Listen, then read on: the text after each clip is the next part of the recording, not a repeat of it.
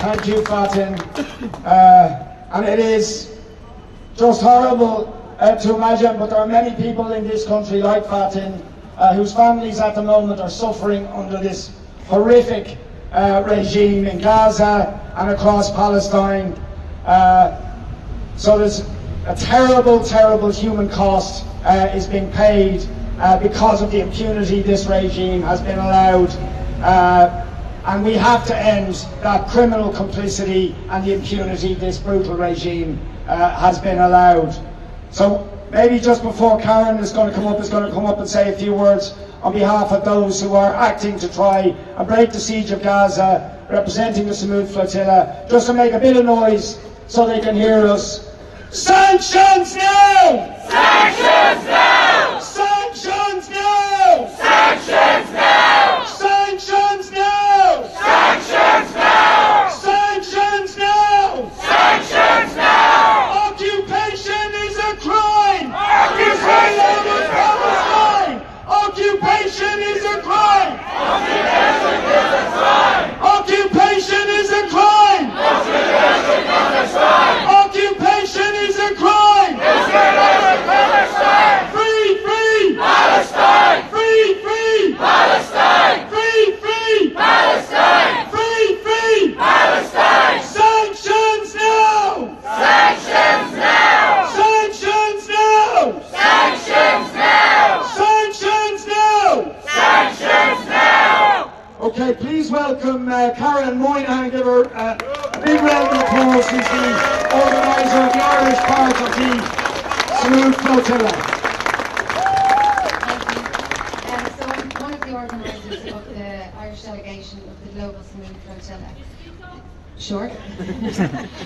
This is a movement that started 14 months ago, and it is a citizen-led global movement, and currently there are more than 70 countries from every corner of the world that are involved in this movement. The movement was formed because we will not sit by any longer and allow our governments to continue to make us complicit. So the purpose behind this movement is direct action. And over the last 14 months there has been land convoys, marches, flotillas, EU congresses and global actions that have happened in hundreds and hundreds of cities collectively across the world. The current missions that are happening at the moment, so there is one, the land convoy in North Africa, and they have hundreds and hundreds of medical professionals and lots of other professionals, medical aid and other aid that are heading for the Rafah border at the moment. They are meeting a lot of resistance, but they are steadfast to get to the Rafah border and to get into Gaza. The other mission that is happening at the moment, or has been happening since the 12th of April, is the flotilla. The flotilla is a group. The flotilla started on the 12th of April, and 2 weeks ago, outside off the coast of Crete, an Israeli warship kidnapped 180 people. It intercepted 22 boats off the coast of Crete, and there were 7 Irish citizens out of those 180 people that were kidnapped. 2 days ago, 52 boats were still sailing for Gaza, and we will go again, but 52 boats were still sailing for Gaza, and off the coast of Cyprus in international waters, the Israeli occupation forces again intercepted 52 boats with brutal force. They shot at boats, they have abused people continuously, that now can be seen on videos across everywhere you look. There was 430 people have been kidnapped and taken illegally to Israel. 14 of those people are Irish citizens, and I think it's really important to say that their friends and family are here today, and we want to let them know that we are going to support in every way that we can until they come home safely. But I think it's really important to say that nobody went on that boat because they wanted to. Nobody went on this mission because they want to be central to anything that is happening. They went on this mission because they will not accept our government's complicity in genocide any longer. They are absolutely, we are all done, like everybody here, we will not accept it any longer. They are sailing, they've been brought to Ashdod, and they're going to be brought to an Israeli prison. A prison that we know has so many thousands upon thousands of Palestinian prisoners. So many of them have no charges against them whatsoever. And we know that there are more than 400 children that are also being incarcerated illegally by Israel.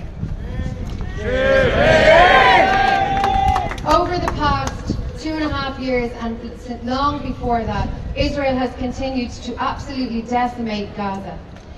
We know that the settler violence in the West Bank has reached levels that we have never seen it before.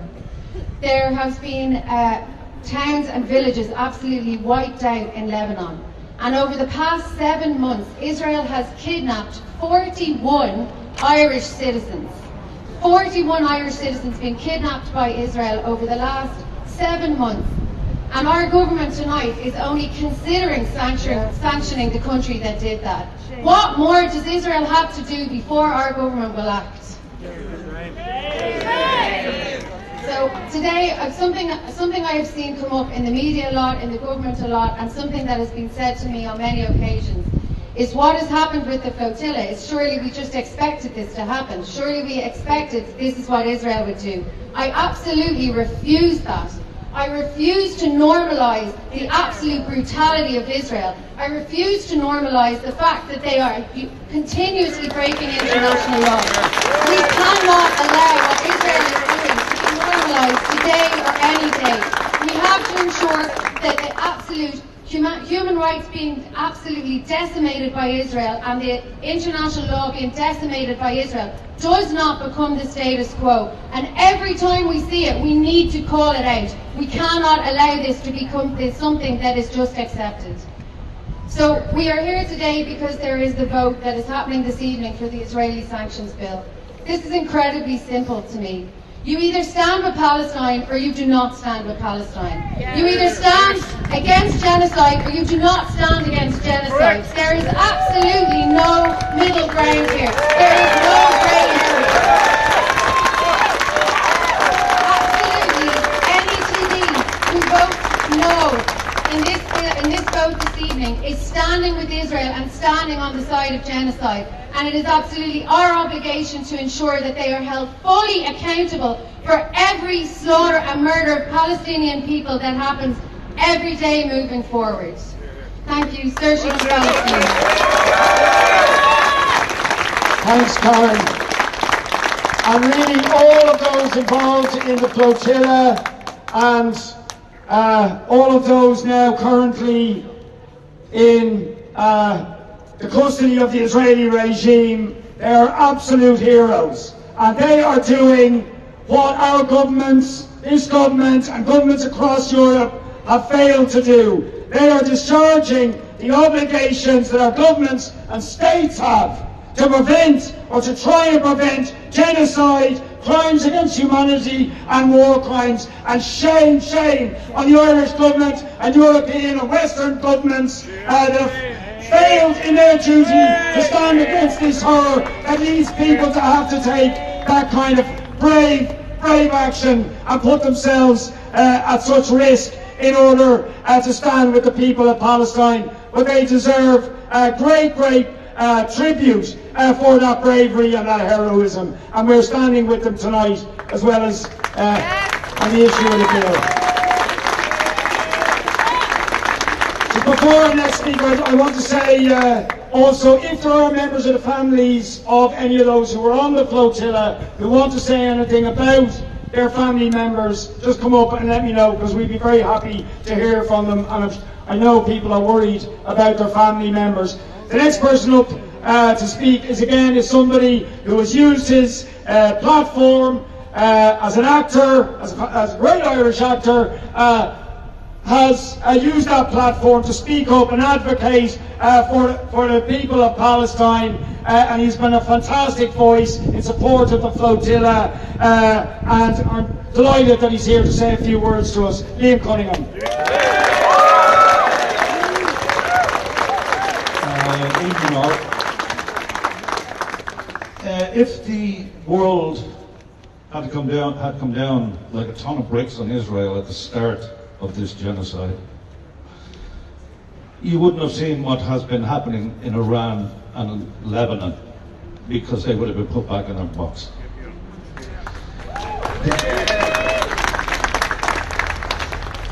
The reason Israel was emboldened was for one very simple reason. The world kept doing business with them. And that's what these sanctions are about. The reason they have to happen is because doing business with Israel is a permission slip to carry on doing what they're doing now. And that has to stop. The very least we can do is to stop doing business with them. We should have nothing to do with the perpetrators of a genocide, obviously to the benefit of the Palestinians and everybody in that region, but also to demonstrate to the world that Ireland still has some principle and we're willing to stand by those principles. Yes! There's a lot of speakers here, so I'll leave it at that. Free, free Palestine! Free, free Palestine! Free, free Palestine! Free, free Palestine! Free, free Palestine! Free, free Palestine! Thank you. Thanks a million, Liam. Now I see Francis Black there, and we've representatives from a number of the political parties, and I'll get them all up to say a few words. I would like to ask Francis Black to come up and say a few words, because the campaign, whatever happens tonight, the campaign for sanctions continues, and a very central part of that campaign for sanctions is to get the government to honour a solemn commitment they made in the election to pass the Occupied Territories Bill that Francis instigated in 2018, and shame, shame on this government that it has taken a genocidal massacre for them to say that they are going to pass it, but even still, they still have failed to pass that bill. But that's not for the lack of trying by Francis Black, so please give her a warm welcome.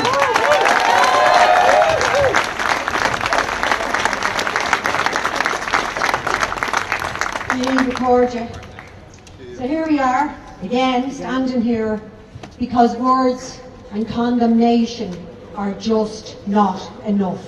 And tonight, we all know the Dáil has a chance to prove that. This week, Irish citizens were detained on the high seas, and I want to send out my love to all of the families who have had people on the flotillas, because I can't even imagine the anxiety and the stress and the worry that you're going through at this time. But we see Dr. Margaret Connolly, a GP, a woman of conscience, who was among 14 Irish citizens seized by Israeli forces from the Global Summit flotilla in international waters, 70 miles off Cyprus. Absolute piracy, absolutely disgraceful. Before they boarded the vessel, she recorded a message, and she said, "If you're watching this video, it means I have been kidnapped by the Israeli occupying forces."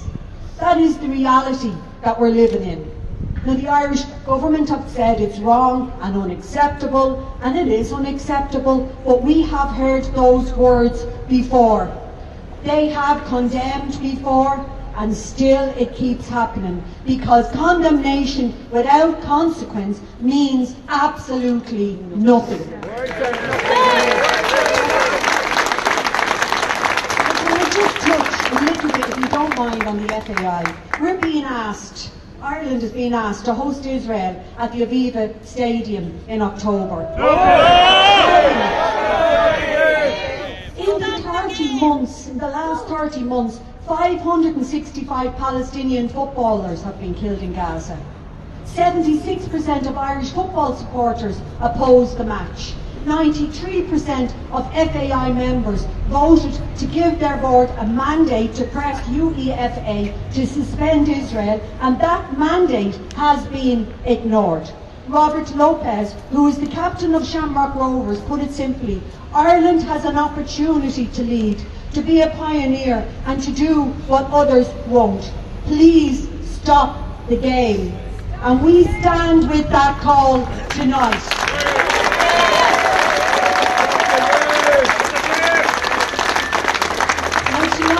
The Dáil votes on the sanctions against the State of Israel bill, brought forward by Richard and People Before Profit. This is the first proposal in any Western Parliament to fully sanction all economic relations with Israel, banning trade, investment, financial dealings and state-linked economic activity, in line by the way, with Ireland's obligations under the Genocide Convention and international law. This is not a radical idea. It's actually a logical conclusion of everything that Ireland has said that it believes. So just as sanctions and international isolation were necessary against apartheid South Africa, they are now necessary at this time. The government says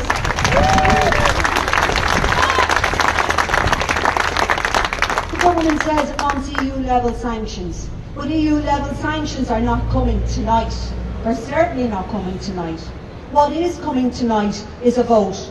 And every TD in that chamber over there has to decide, do you stand with the people of Gaza? Do you stand with the people of Palestine? Or do you stand with the status quo?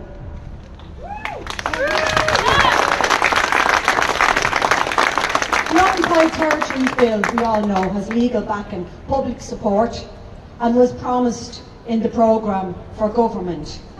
And now we hear, only in the last week, the government says it will progress the Occupied Territories' new strategy. It says sometime between 2026 and 2029.